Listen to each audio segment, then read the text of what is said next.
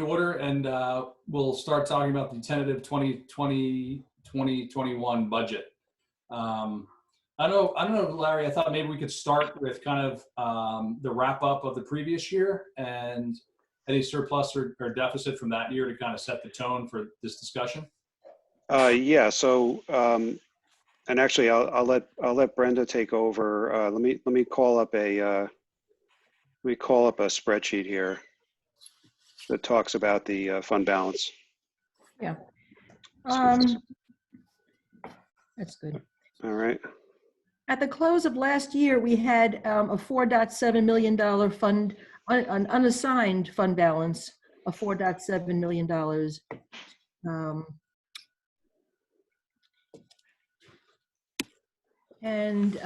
What I've done is I've gone through all the revenue lines and all the expenditure lines in the budget, really with a fine-tooth comb, just to see where we expect to be on 5/31 of this current year. Here we go. So we've kind of grouped them together. I have more detail for each of those lines if you want more detail as to how I arrived at those numbers. But you can see the sales tax, we're very fortunate to have the 1% increase because we still anticipate a $350,000 surplus. The current quarter we're in, the second quarter, we're expecting to see a significant decrease because of sales activity. So we're taking a hit in the current year that we're in.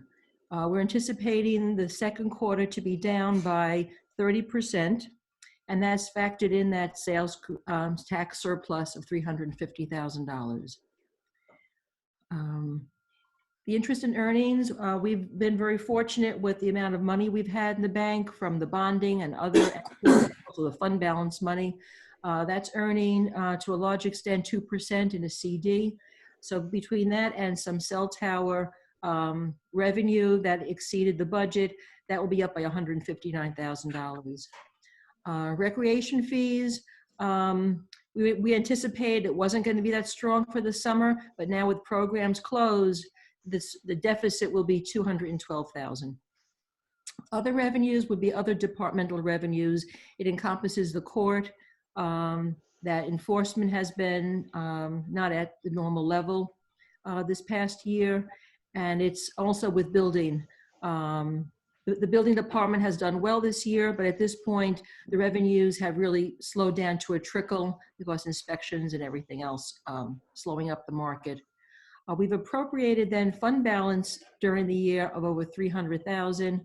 That's two components. One was $175,000 to balance last year's, the current budget we're in, and then the remaining amount was for capital projects. So the net difference in our revenues will yield us a $55,000 surplus. On the expense side, we were really fortunate on January 1st, we did not get an increase in our medical premiums. That's hard to forecast because we're a year out from that January. So like, for instance, right now we're looking at January 21 to anticipate what the increase would be. And we anticipated for the current year we're in about an 8% increase, and we did not receive one. That coupled with a surplus from retirement and a workers' comp surplus, it adds $455,000. Police, I'm looking at the deficit. We have 3 more payrolls to go. So it will not be as steep as originally anticipated. So it'll only be about $185,000. Parks and Rec, because of the closures and then not spending the money for the various baseball programs and the spring programs, that will have, I would anticipate, an unspent amount of about $130,000. Certiorari and legal fees together, again, a surplus of about $100,000. It's about 50-50 between surplus, money we had in the surplus, in the certiorari line that wasn't spent, and then the legal fees. Other departments altogether about $90,000 surplus, and then contingency and unspent amount about $50,000.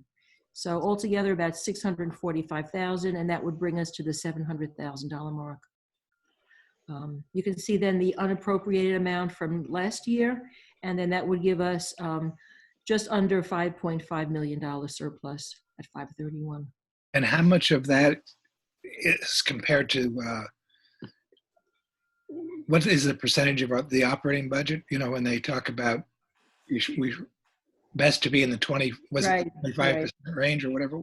No, I don't even remember the number now, where we're supposed to be. Well, we'd like to keep it, 25 would be less than 25. I mean, internally, we'd like to keep it where about, Larry? About between 15 and 20? We've actually said over the years, we've said 10 to 15, but be honest with you, that's kind of been revised. 15 to 20 is really our range.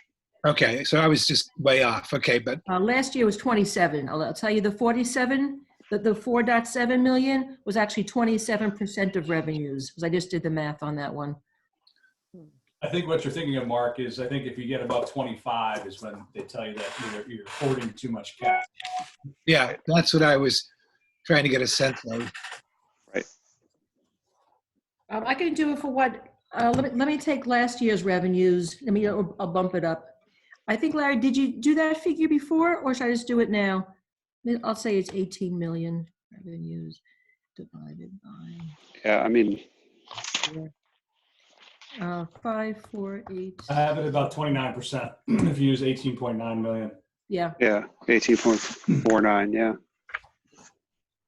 Yeah. So the news is that we probably have extra we can make use of. Yeah, I think that's pretty safe to say. And as Larry pointed out on the email today, that was after we moved money over to the general fund. I mean, from the general fund to the water fund to eliminate that deficit. So, yeah, that was after that fact.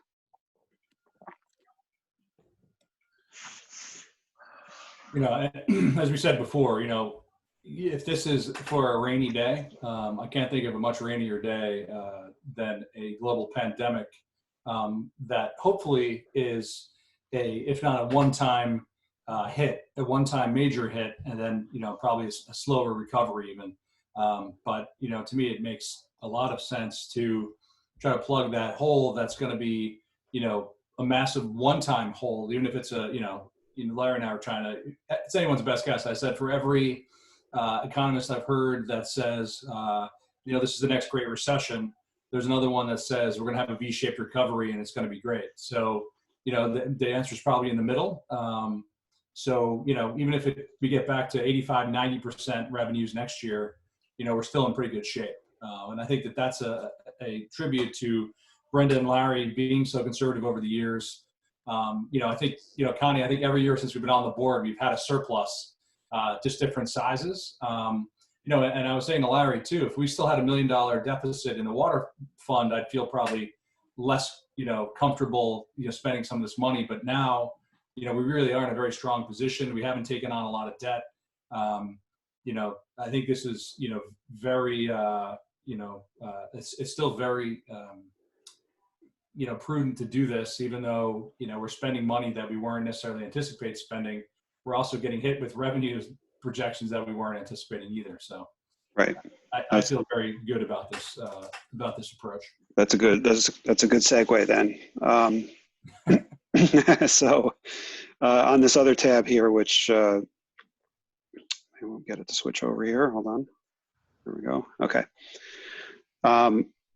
So what Brenda and I have done is do our best to try to project where our possible deficits are for next year in the various revenue lines. You know, we don't see any major expenditures that are going to be impacted by this. I mean, I suppose there could be some, you know, maybe we accomplish cleaning a different way, and maybe there's certain supplies that we need to buy more of, but nothing that's really quantifiable at this point, nor does it seem terribly significant. On the revenue side, though, we are not as dependent as some of the levels of government that you hear on TV and in your inbox probably. We're not as dependent on economically sensitive items as other levels of government. That's a good and bad thing, I suppose, but it means that our revenue sources are more limited than those other levels of government.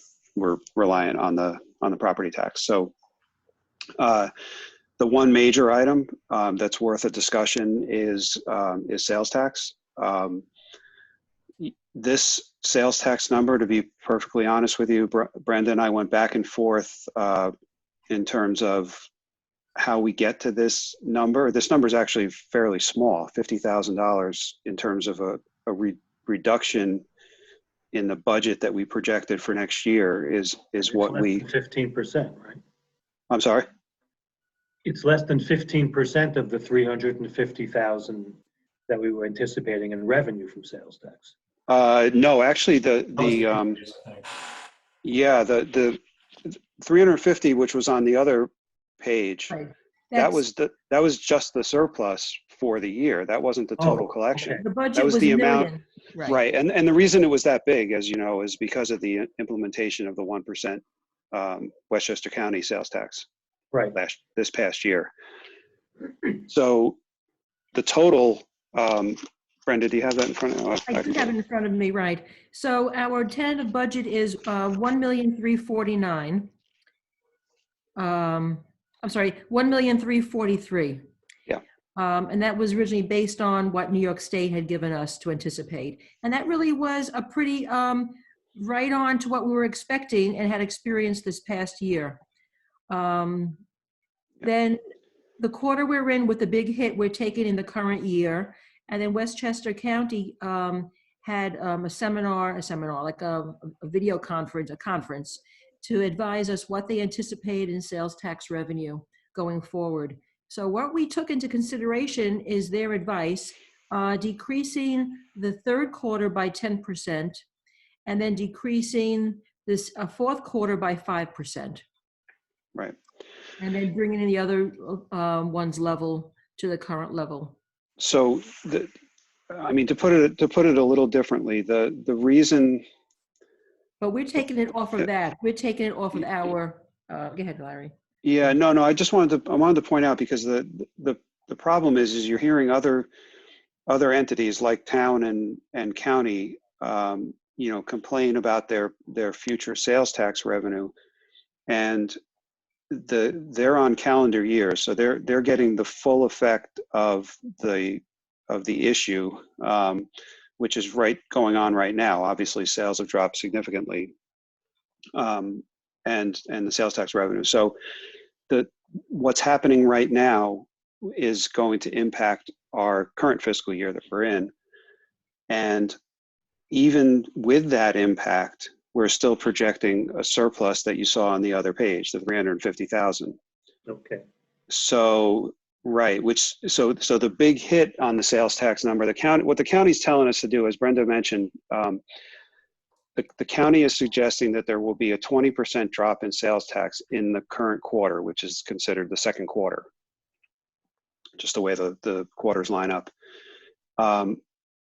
Then the third quarter, as Brenda said, is 10%, and the fourth quarter is 5%.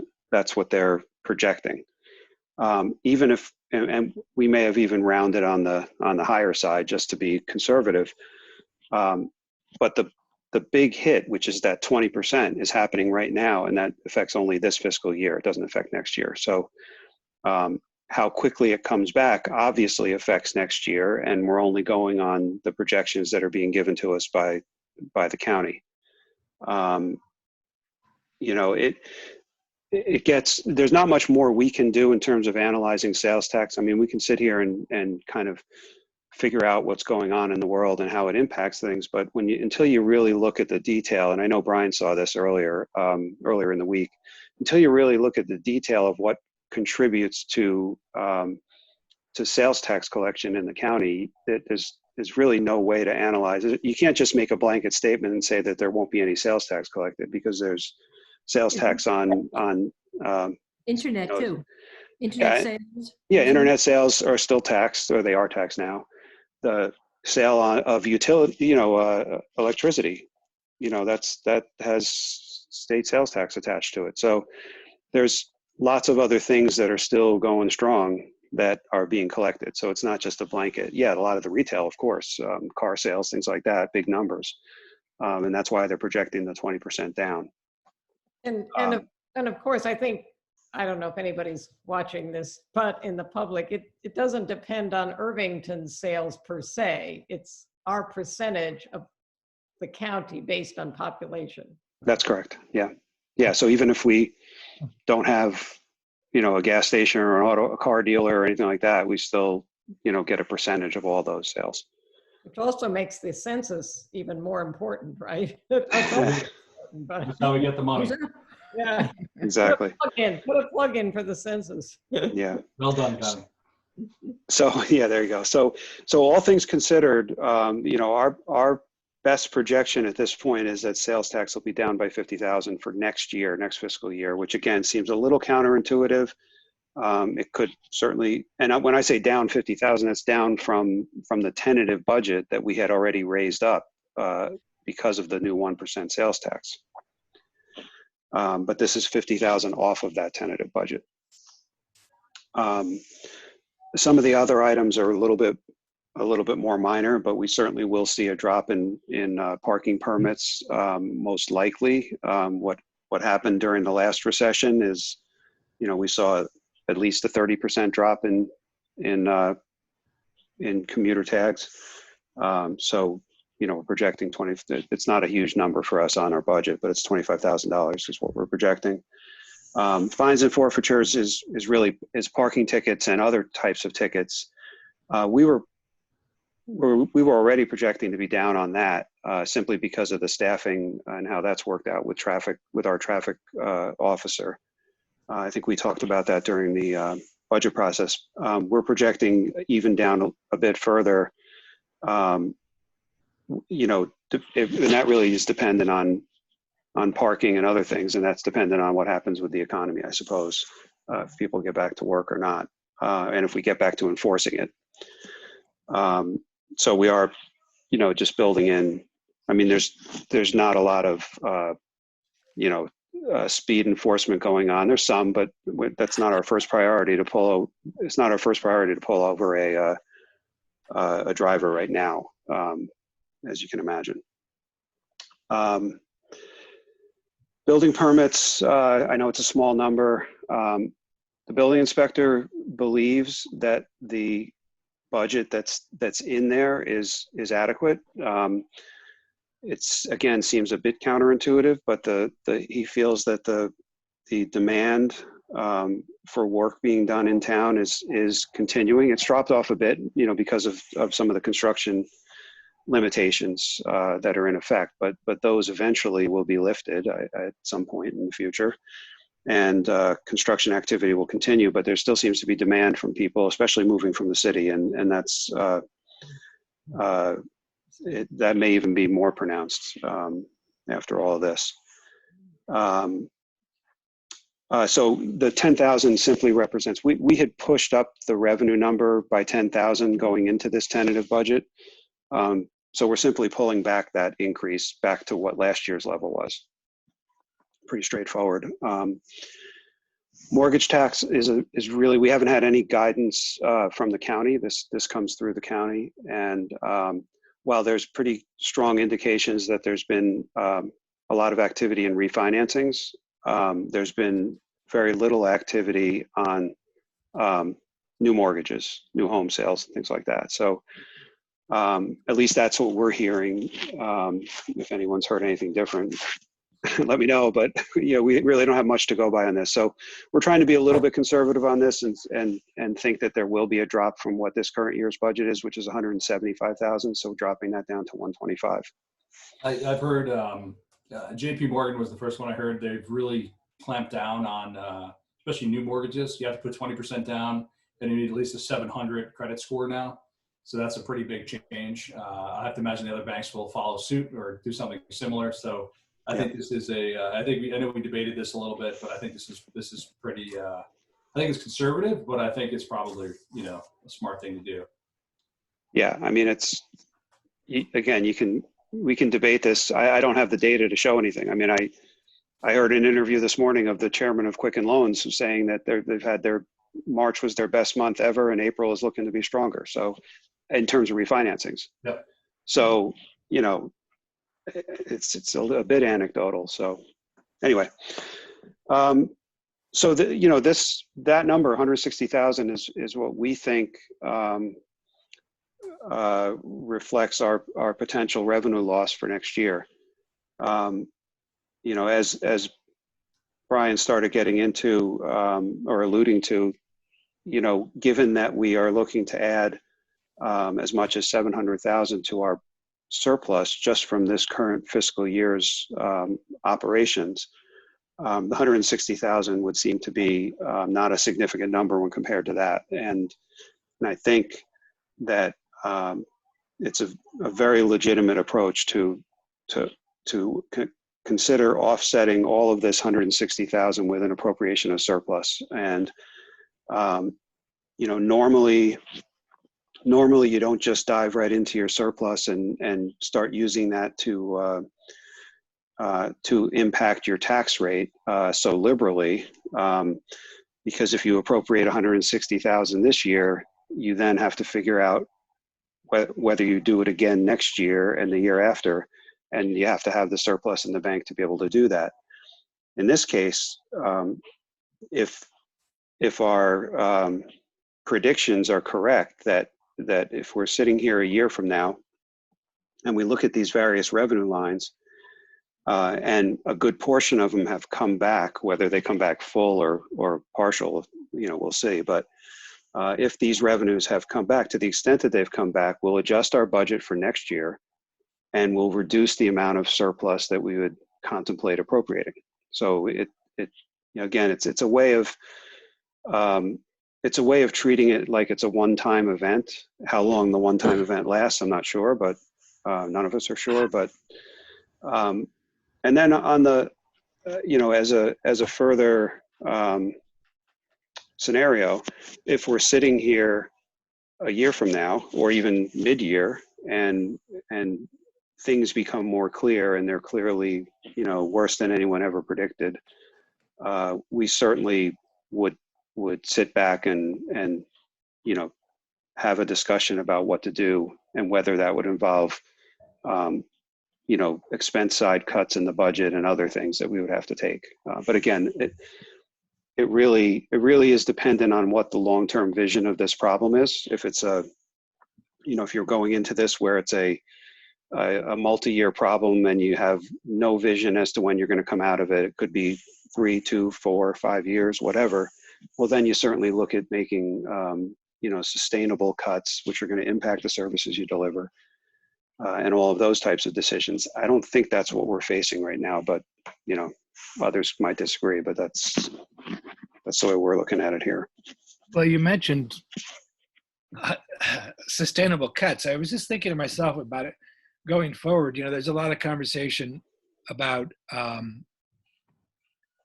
ways of trying to jumpstart the economy and the manufacturing sector. And there's a new set of plans out from the Washington State Governor's office about how green technology plans could actually help in recovery, et cetera, et cetera. And I just want to point out that if anything like that does come into fruition stronger, the New York State programs for sustainability, energy sustainability, et cetera, that would result in people in a significant, I think, increase in building permits if that actually came about at the state level, over the next year or so. Mm-hmm. As Sure. people are going to have to upgrade their infrastructure inside their houses. Sure. So, again, it's not like you said. Who knows? No one has a crystal ball, but there's potential opportunity for upside coming out of this. Not just a return to normal, but potentially increased revenues due to residential sector activity. Yeah, and a lot of this, it sounds counterintuitive when you hear some of the dire predictions that are going on from the state level to the county to New York City. Of course, we hear a lot about, and again, it sounds a little bit counterintuitive, but we are not as reliant on those types of revenues that are economically sensitive, where we'd be impacted. Even something, some of our neighbors certainly have some issues with hotel tax. They have significant amounts of revenue that they rely on, you know, upwards of $750,000 or $1 million or more from some of the local villages. And, you know, they're going to be drastically impacted on those lines. Brian and I were talking earlier in the week, even something like village of Tarrytown has, I think they take in several $100,000, if not more, of parking revenue because they own that entire parking lot. Croton's another example. They own a significant amount of that parking lot, and that's a very big lot. That's a significant hit right there. We obviously don't have that, you know, and that's a good, bad thing right now, you know.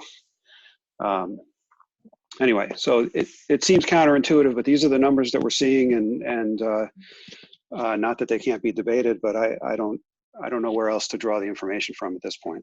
I would accept what you guys have done. It looks like you've put a lot of thought into it. And as you say, some of them are guesses, but they seem to be reasonable. Right. So I would go with this. Yeah. Sure. So now, you know, now looking back at the bigger picture here. So if you remember, let me refresh your memory on where we were. So hold on one second here.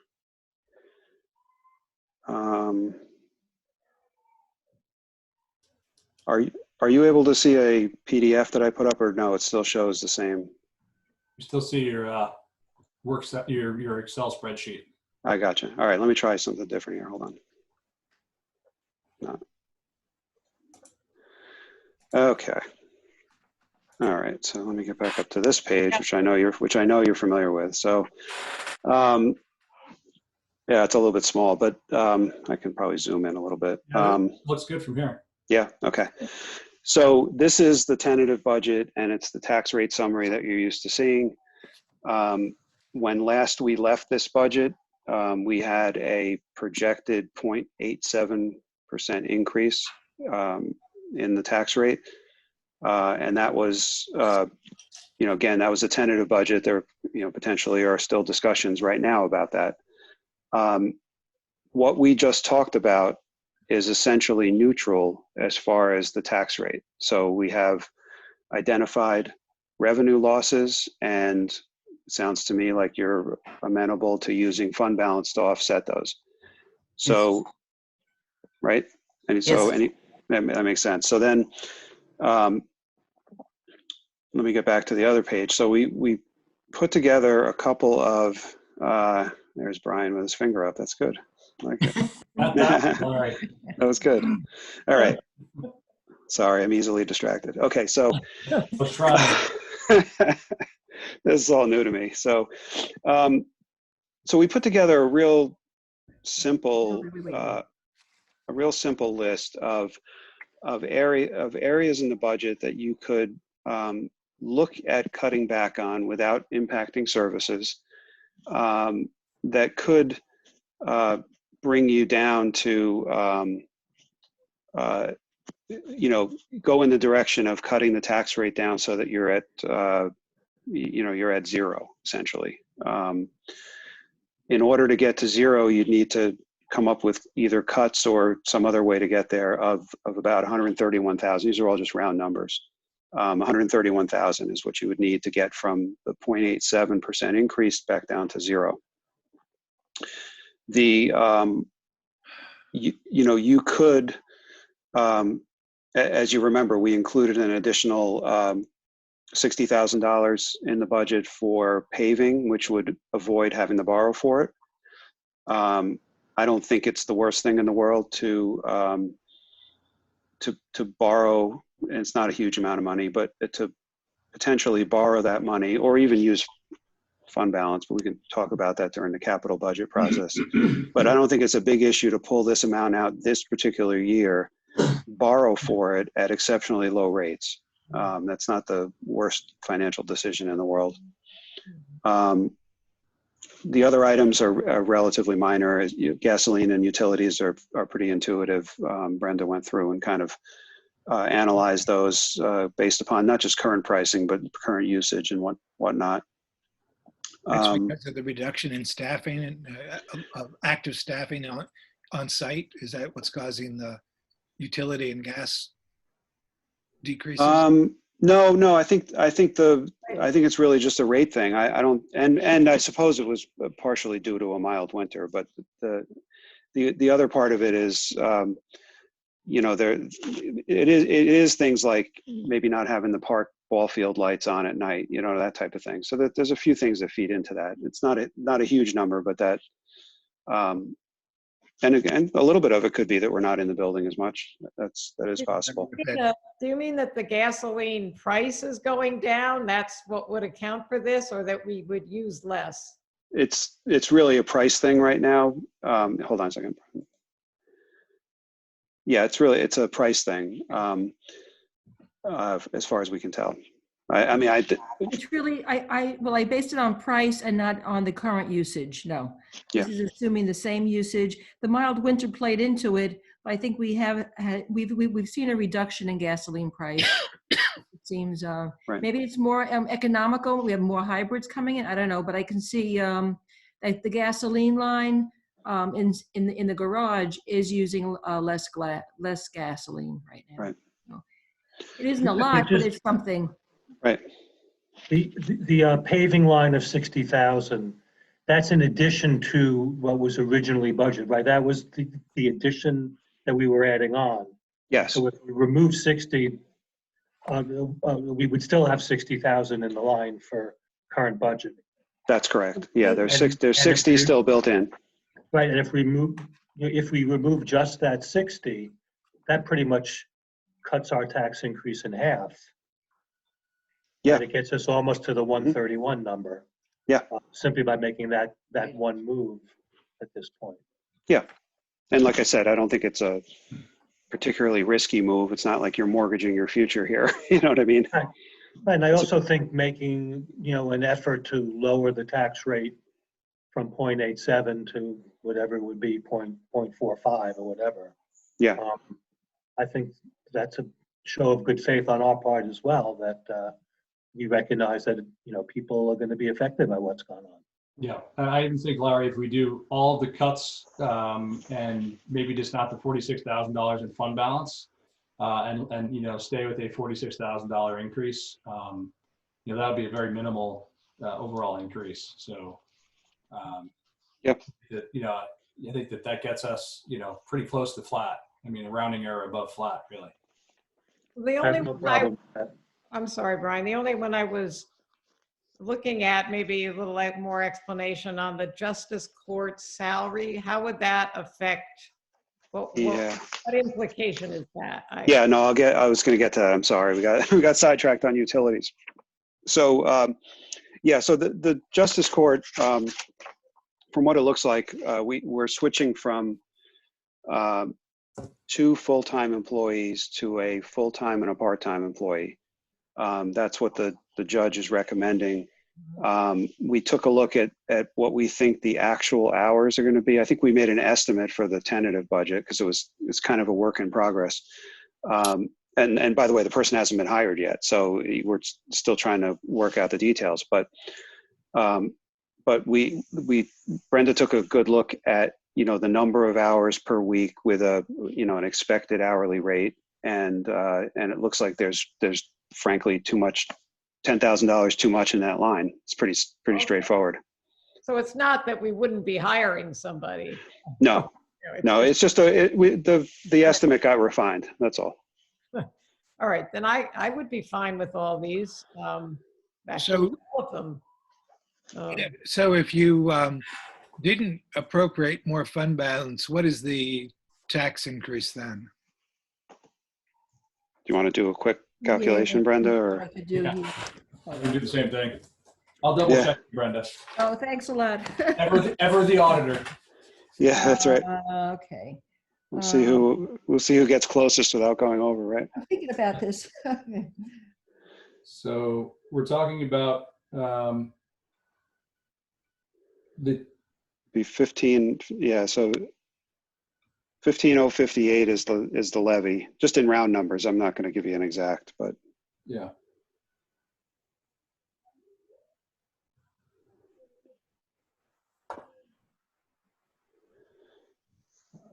so 7.83, 7.838. would be the tax rate, right?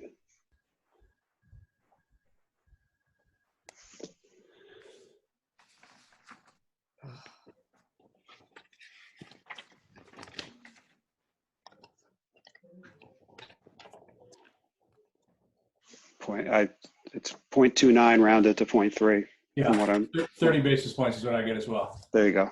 Yep. 0.298156. Yep. You got it. Yeah. So Yeah. so 0.3% instead of From 0.87. 0.87 down to 0.3. 0.30. Yeah. Right. I think that's a show of good faith. Yes, I agree that seems like a pretty, I mean, considering the difficulty some people may be having with job loss and other kinds of problems, I think these things can certainly be set aside.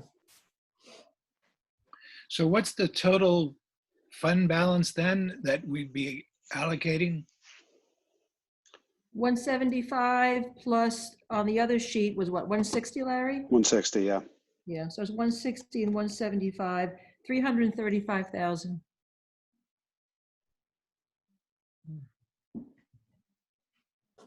Yeah. And Again, that the one. And that still keeps us at that 25% or 24% number. Way above, right? I thought we At were, least, yeah. I think it's. I thought we were at around 29%. Yeah, I think it's still elevated. Go back one tab on your Excel spreadsheet there, Larry. Right here. The fund balance one, yeah. Yeah. So the projected fund balance. Yes, hi, Elliot, I'm trying to get off of this. 5487. I'm trying to get off of the Zoom. That never hurts my feelings. 553. So I'm sorry. I have to mute me. 335. Oh. Yes. Excuse me, I keep going in and out here and I keep having to sign back in. Oh. Huh. You're there. Yeah, you're there now, but. I'm here now, but if every once in a while, everybody gets muted and then I get kicked into post meetings. So I keep just trying to catch back up. Oh. Right. When did you leave? Nobody noticed. No. We're That's back on not, the last I had sheet. just called the meeting to order. You had just called the meeting, that's what it was, right. yes, we're going to recap the entire thing. Looks like 28.7. 28.7%. Yeah. See, that's why I don't know why you wouldn't just throw the 46,000 in there, because we're so high. I know, but we may need to use some of that next year. I mean, we're talking about this being a one-time deal, and I know we're trying to be conservative in our estimates about loss, but it could take a longer time, and we could be having this discussion, as Larry said, again next year. Yeah, but if we're at almost 29, still almost 29%, 28 whatever percent of budget, in terms of the fund balance, we're way over what's recommended. We're way over what the village's target is. I mean, it's.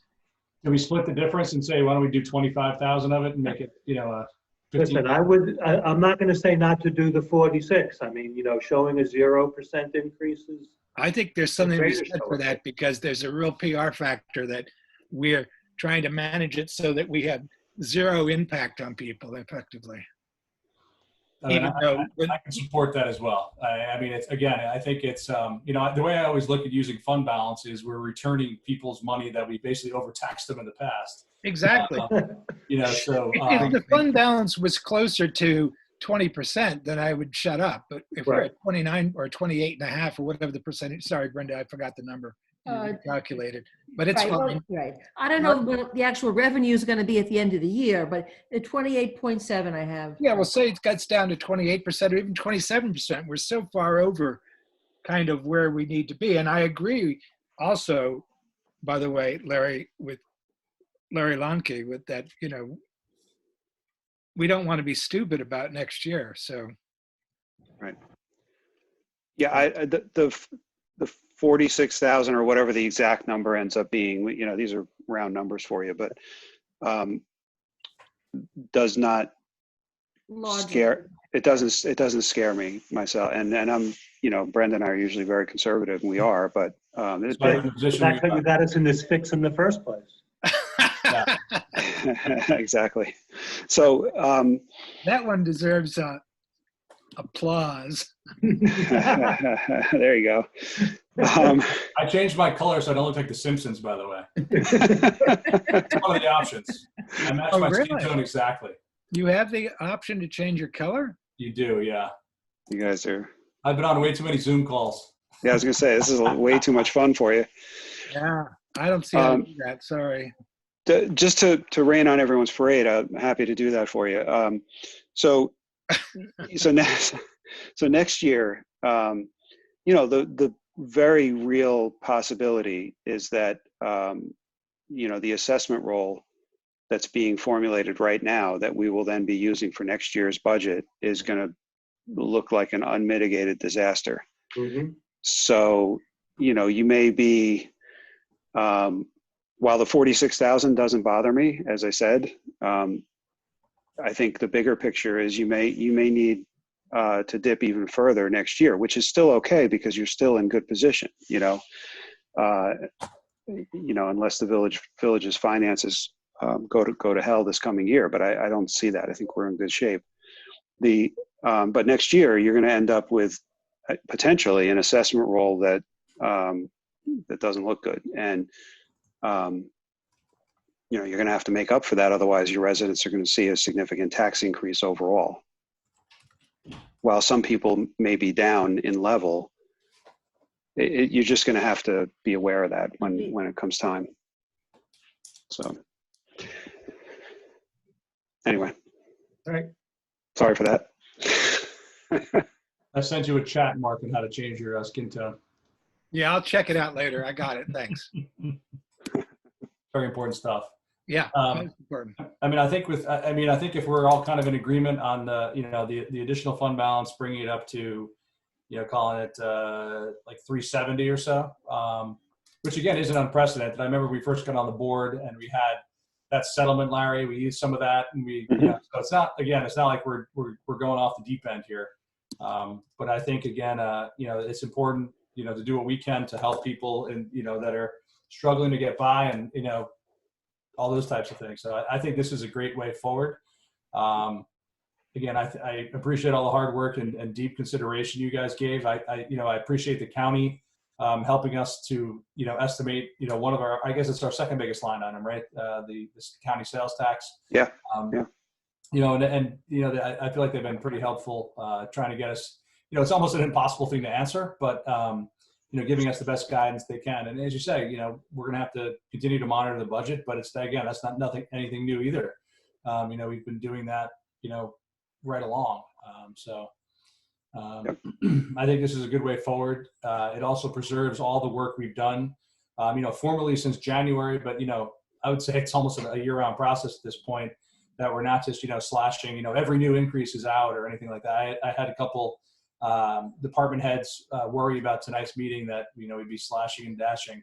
Luckily, we don't have to. Luckily, we're in a great position financially that it's not necessary. I know some of even our Rivertown neighbors that don't have much in surplus at all. So this is we can bask in our past glories a little bit here, I think, and move forward. So in case I get kicked off again, I agree that it sounds like this is a very good balance between trying to buffer residents as much as possible, be prudent, be conservative, but keep our options open for the future. Yeah.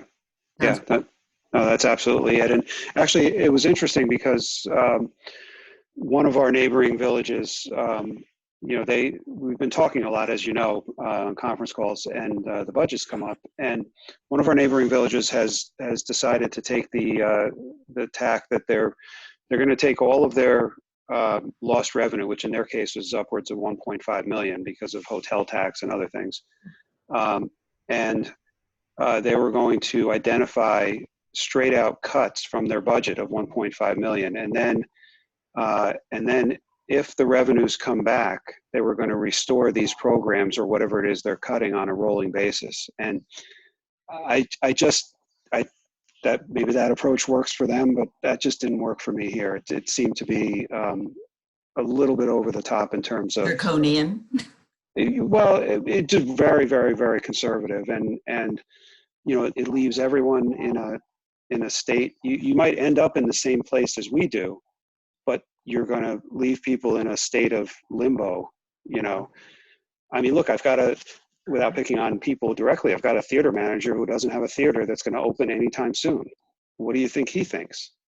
Do we really need to have people on pins and needles over this when we can handle it financially and be prudent about it, but yet be monitoring the situation as the year unfolds? And who knows what's ahead of us, but as we see it unfold, we'll be able to adjust. Maybe start doing some Zoom events, sell tickets to Zoom events. Does that other village not have a decent fund balance? Is that where they're coming from? No, I think they're healthy. It was a different philosophical approach. I don't, again, I'm not criticizing. It just didn't seem to work and set well in my mind anyway. But I do have to say too. Our philosopher in residence. Say again? Glad you're our philosopher in residence. We'll see.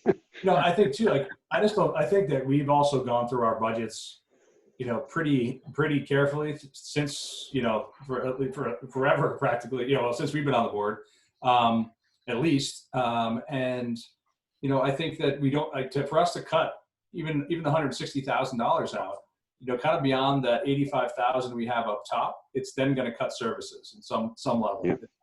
It's not like, Definitely. It's not like we can really just start, cut $1 million out and say, it's not a big deal. No. We've moved all the chess pieces around, and we don't have that fat in our budget anymore.